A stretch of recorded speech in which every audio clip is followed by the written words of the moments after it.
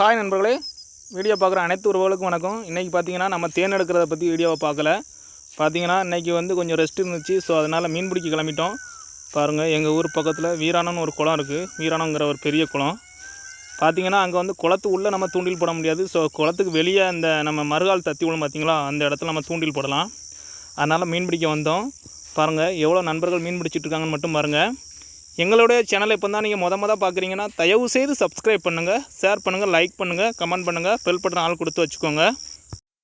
இங்கே பார்த்தீங்கன்னா இதில் எல்லாமே பார்த்தீங்கன்னா பண்ணா மீன் தான் அதிகமாக இருக்குது. அதாவது இங்கே திலேபியா கெண்டாம்பிங்க, சிலவங்க பண்ணா மீனும்பிங்க, சிலவங்க பண்ணா கெண்டாம்பிங்க. ஒவ்வொரு ஊர்லேயும் ஒவ்வொரு பேர் இருக்கும். இப்போ பார்த்தீங்கன்னா எங்கள் ஊரில் பார்த்தீங்கன்னா சல்லன்னு சொல்லுவோம், இல்லாட்டி பண்ணான்னு சொல்லுவோம்.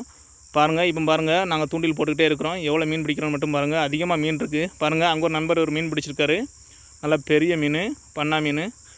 சின்ன சின்ன பண்ணாக்களும் இருக்குது, ரொம்ப பெரிய பெரிய பண்ணாக்களும் இருக்குது பாருங்கள். இதில் ரொம்ப அதிகமாக மீன் இருக்குது. என்ன காரணம் கேட்டிங்கன்னா, குளத்தில் உள்ள மீன் எல்லாமே தப்பிச்சு இந்த வழியாக தான் வெளியே வரும்.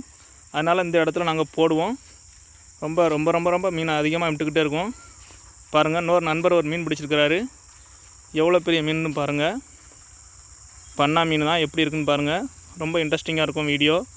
பார்த்திங்கன்னா இதில் ரொம்ப ரொம்ப அதிகமாக மீன் கிடக்கு. சின்ன சின்ன மீன் இருக்குது, பெரிய பெரிய மீன் இருக்குன்னு பார்த்தீங்கன்னா இது பேர் தான் பண்ணா மீன். பாருங்கள் தெரியும். மேலே பாருங்கள், மேலேயே அணிய நண்பர்கள் மீன் பிடிச்சிட்டு இருக்கிறாங்க. மேலே செட்ரைஸ் மேலே உட்காந்து, நாங்கள் கீழே உட்காந்து மீன் பிடிச்சிருக்கோம். பாருங்கள் எப்படி இருக்குன்னு பாருங்கள் மீன்.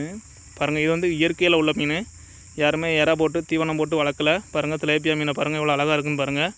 பார்க்கவே செம்மையாக இருக்குது. எங்களுடைய வீடியோ பிடிச்சிருந்தா தயவு செய்து ஒரு லைக் பண்ணுங்கள், கமெண்ட் பண்ணுங்கள். பாருங்கள் எப்படி இருக்குன்னு பாருங்கள். சூப்பர் மீன். நல்லா ரொம்ப அழகான ஒரு மீனை பிடிச்சிருக்கிறாரு நம்ம நண்பர்.